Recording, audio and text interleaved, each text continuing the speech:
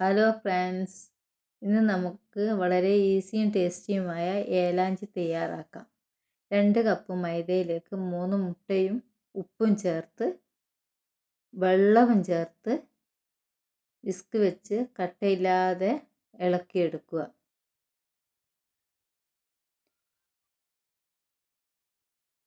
ഇളക്കിയെടുക്കുമ്പോൾ മൈദ അധികം കട്ടിയായി പോവരുത്.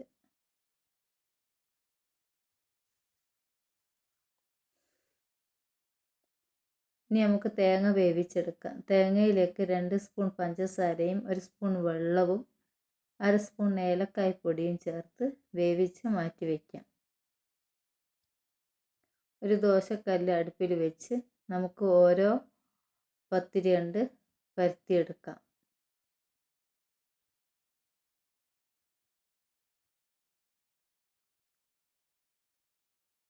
നൈസായി പരത്തിയെടുക്കുക. അതിലേക്ക് ഞാൻ ഉപയോഗിച്ചിരിക്കുന്നത് മിൽമ നെയ്യാണ്.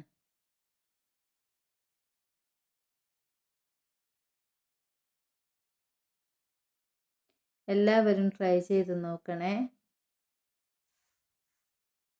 നിങ്ങളുടെ നാട്ടിൽ ഇതിനെന്താ പറയാന്നുള്ള അറിയില്ല. എൻ്റെ നാട്ടിൽ പറയുന്നതാണ് ഏലാഞ്ചി. ഈ തേങ്ങ വെച്ച് ഫില്ല് ചെയ്യാം.